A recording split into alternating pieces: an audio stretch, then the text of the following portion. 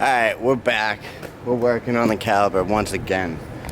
This time, I'm actually replacing the low control arms, the inner and outer tie rods, and I'll also be replacing the stabilizer bars. Sometimes I gotta cut it off. That's why I have this handy. I'm already gonna have to use this on the outer tie rod nut because the nut doesn't want to turn.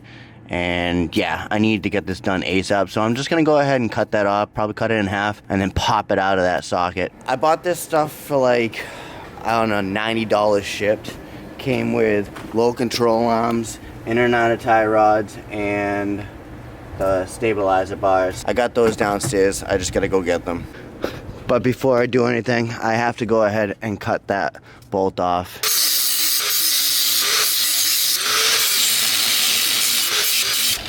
So you guys can see, I just went ahead and I cut the top of the bolt coming out of the outer tie rod off, flush, and then I put a little slit down there so I can go ahead and put a flathead in there and pry it apart.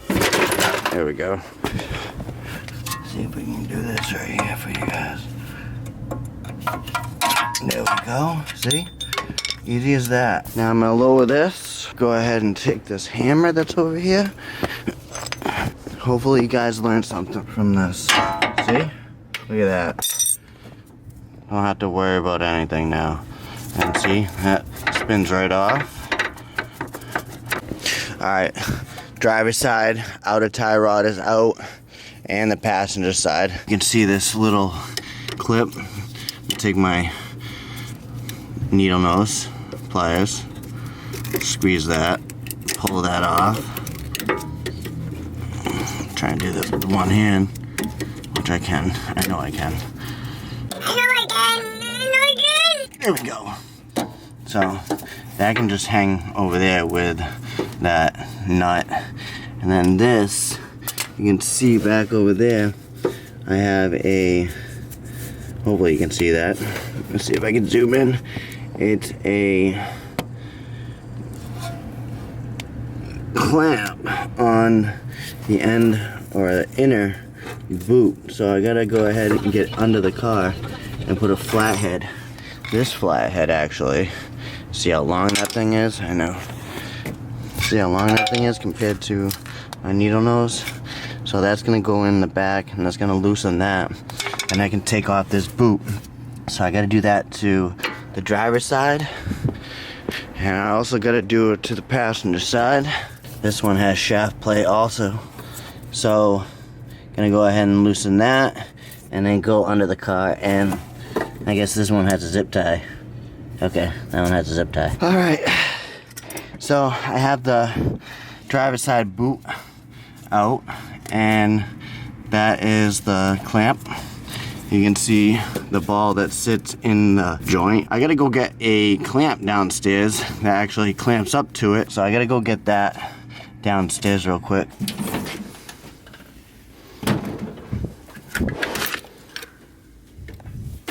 This thing right here. See? Just like this one. And there we go. Goes right around that, but I gotta take the rest of this stuff off. This is actually a 14. See? Now what you wanna do with this tool is loosen it. That way it goes around the area that we're gonna be clamping. And then from there we can go ahead and tighten everything. Decided to put it at 3 o'clock because it was a little bit easier for me to put the closed end on there to tighten it. So what I'm doing right now is cranking it down so it doesn't slip, and that makes this come off, and that's the end result, right? So now I can go ahead and put my extension in there, and now I go ahead and use this on there. But what I'm gonna do Let's try to position the camera so you guys can see somewhere else. I know what I'm gonna have to do. I have to get some sort of different ratchet. See? I need this. Alright, cool. Now, 3/8 breaker, extension. Let's see if I can do it.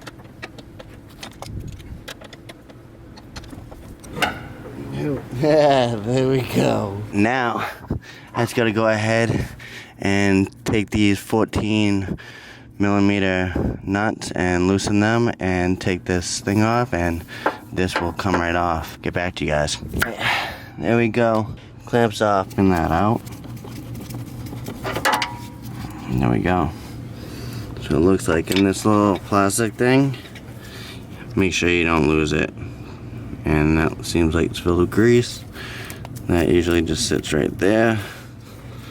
Alright. Right between there. Exactly like that one right there. This is the passenger side. Just so you know. Alright. I went ahead and I cleaned up in here just a little bit. More or less the rack where the boot is gonna slide on, and I haven't cleaned the boot yet, but yeah, I'm gonna be reusing the boots. These are, I think, factory OEM boots, and they're still in good condition. Besides the driver's side's a little worn up. And then this is the one I told you guys was all beat up, which I'm gonna have to eventually replace. I'm gonna have to go to the junkyard.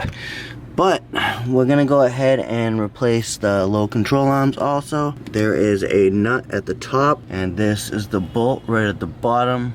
It's right next to my jack. Let's see if I can give you a better picture, because I'm not sure if that was a good picture for you guys. But that's it right in the middle of the screen. And there is this bolt right here that goes in the front of the control arm. Not sure if you guys have a good picture, because the light's bad down here. But there's one right here, and then you have the ball joint bolt, and this bolt has a different head than that nut over there, just so you can see this. Hopefully you guys are getting a good picture, because I can't see the back of the camera. But that's the other side, and that nut is bigger than the bolt head right there. Take out the driver's side and the passenger side. So I already went ahead and I removed all my bolts and my nut here and my nut here on the low control arm. So the bolt head is 21mm, and I used a 13/16 on the nut at the top rear bolt. So that 21 also took out this bolt right here, which is the front bolt.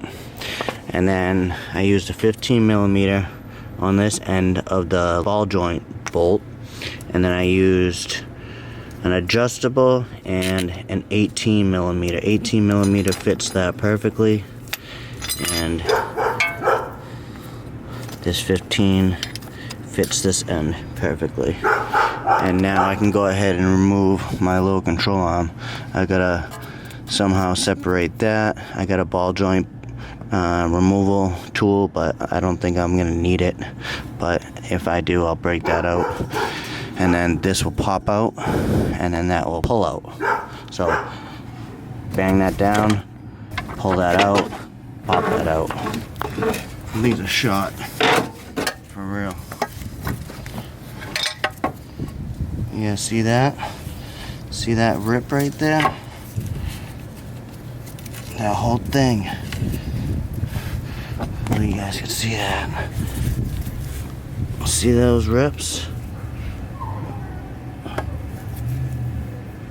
That will make bucking going on when you let out the clutch. See if the ball joint has a rip.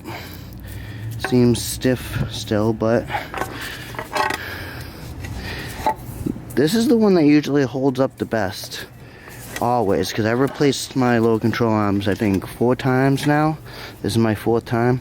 So this is the driver's side.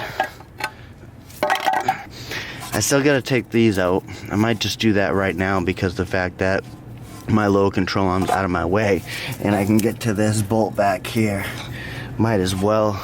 I still have my passenger side in. I haven't even removed any of the bolts. Just be careful on this side because you don't want your axle coming out of your transmission and leaking all your transmission fluid all over the ground.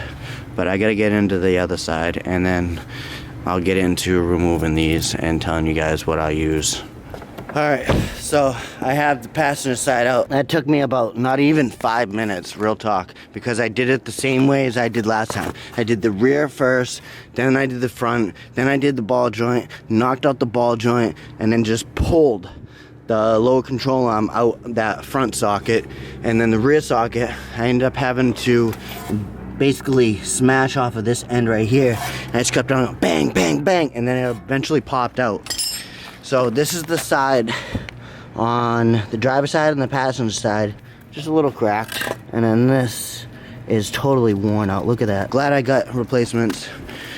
I just gotta go downstairs and grab them.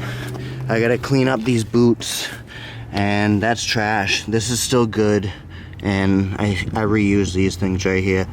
So I'll put that there. These are my keys. Anyways, let's go ahead and put the new ones in. Actually, no, I'm gonna go ahead and take these out first.